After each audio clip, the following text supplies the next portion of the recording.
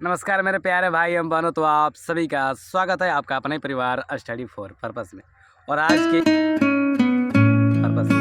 आज के इस वीडियो में बतलाने वाले हैं कि जो हम पटना गए थे कल, वो किस लिए और क्यों गए। और जो तीसरा पॉइंट है वो है कि कॉलेज आप जाइएगा नहीं जाइएगा। और ये जो कॉलेज का जो सिलसिला है तो वो हमें 3 महीना से 4 महीना हो गया। ठीक है, आपको सोच रहे थे कि अब मेरा काम हो जाए, अब काम हो जाए, लेकिन अब लगता है कि मेरा काम हो जाएगा। ठीक है। और कॉलेज है तो कॉलेज का आपको नाम ही बता दे रहे हैं, भाई गुरदास है। ठीक है, इंस्टीट्यूट इंजीनियरिंग ऑफ कॉलेज है, वो है संगरूर जिला में। ठीक है, पटियाला रोड के पास वो कॉलेज है। और वहाँ पर हम जा रहे हैं बीटेक करने, बीटेक आईटी सेक्टर से। ठीक है, हमें हमें मज़ा आता है पढ़ने में भाई। ठीक है, हम सोचते हैं कि हमें कुछ ना कुछ नया सीखे। और लेकिन गांव के जो लोग हैं वो बोलते थे कि पढ़ाई क्यों करेगा, 4 साल में 4 लाख रुपए दे रहा है, तो 4 साल में 8 लाख रुपए कमा लेगा। सूरत चल, 20,000 25,000 तुम्हारा नौकरी मिल जाएगी, जॉब मिल जाएगी, प्राइवेट जॉब 25,000 हो जाएगा तो आपका घर बन जाएगा, आपकी शादी हो जाएगी, आपके बाल बच्चे हो जाएंगे। मतलब ऐसे ऐसे जो बातें हैं ना वो लोग बोल रहे थे। तो हम बोले कि ठीक है, हम सबकी बात को हम मिलाएं, लेकिन हम आपसे एक बात कहेंगे कि जब आप पढ़ाई कीजिएगा ना, देखिए जब आप पढ़ाई कीजिएगा तो आपके पास कमाने के जो तरीके हैं ना बहुत सारे आएंगे। इतना बात माइंड में रखिएगा। आपको लगेगा कि नहीं, पढ़ाई कुछ भी नहीं है। ठीक है, कमाई ही सब कुछ है। लोग पैसा ही देखते हैं एक समय के बाद। लेकिन हम बोलेंगे आपसे कि आप उस समय पढ़ाई पर ध्यान दीजिएगा।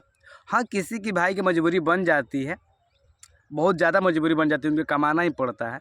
लेकिन जब आपके पास समय मिला है तो आप पढ़ाई पर ध्यान दे दीजिएगा।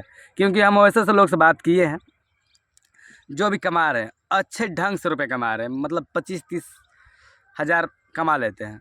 लेकिन जब उनसे हम पूछते हैं कि भैया आपके जीवन में पढ़ाई ज़रूरी है कि नहीं, वो बोलते हैं कि काश हम पढ़ लेते ना, इससे अधिक कमाते। ठीक है, वो इस बात जिज्ञासा दिलाते हैं कि नहीं, पढ़ाई बहुत ज़रूरी है लाइफ में, या आपको अच्छी तरह से मालूम है। लेकिन जब हम स्टूडेंट होते हैं, जब हमको लगने लगता है कि अब पैसा ही सब कुछ है, तो उस समय ना पढ़ाई हमारे सामने फीका पड़ने लगती है। ठीक है, और सबके जीवन में एक समय ऐसा आएगा जो आपको मतलब लगेगा, ऐसा बात नहीं है कि अभी लगता भी होगा भाई। हाँ, बता दें कि कल पटना जो गए थे, तो पटना हम गए थे बिहार स्टूडेंट क्रेडिट कार्ड से। मतलब हमें सिर्फ फॉर्म अप्लाई करना था। लेकिन फॉर्म अप्लाई करने से पहले हम आपको बता दें कि सबसे बड़ी जिम्मेवारी ये थी कि हमने 2 बार अभिनंदन भैया से फॉर्म अप्लाई करवा चुके थे। लेकिन दोनों बार ना हमें डीआरसीसी ऑफिस से, जो डीआरसीसी ऑफिस के हेड हैं वो हैं मुमताज़ सर, बक्सर के। लेकिन वो ना माना कर दिए, कहें कि तुम्हें अपने गर्जियों लाना होगा, मतलब अपना खून लाना होगा, मतलब ब्लड रिलेशन लाना होगा, कोई ऐसा रिश्ता मुझे जो आपके खून हो। तो ऐसे बोले कि परिवार में कोई बच्चा ही नहीं है, सिर्फ हम हैं, ना मम्मी है, ना पापा है, ना भाई है, ना बहन है। लेकिन बड़े पापा थे, बड़े पापा से बोले कि बड़े पापा आप चलिए साइन कर दीजिए। लेकिन उनका जो आधार कार्ड था वो दिल्ली का था, लेकिन वो सुधरवाने से माना भी कर दिए। और हम भी बोल रहे थे कि जाओ, तुम्हारा हम काम करेंगे नहीं। कहें ठीक है, कोई बात नहीं। उसके बाद मुमताज़ सर से बात बोले दोबारा जाकर, वो राज़ी ही नहीं होंगे।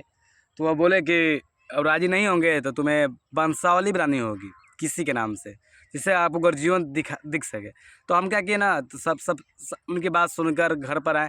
और घर पर आकर ना सबसे पहले हम सरपंच के पास साहब गए, मतलब सरपंच साहब हम बोलते हैं, उनके पास गए और बोले कि हमें वंशावली बनानी है। ठीक है, वो वंशावली बनाकर दिए। उसके बाद कोर्ट अपडेट करवाए, अनुमंडल जाकर डुमराव, मेरा अनुमंडल जो पड़ता है डुमराव में पड़ता है, वहाँ से कराएं। उसके बाद हम फिर गए भैया के पास। तो जो पटना जंक्शन था वो रात वहीं पर गुजारे, जंक्शन में।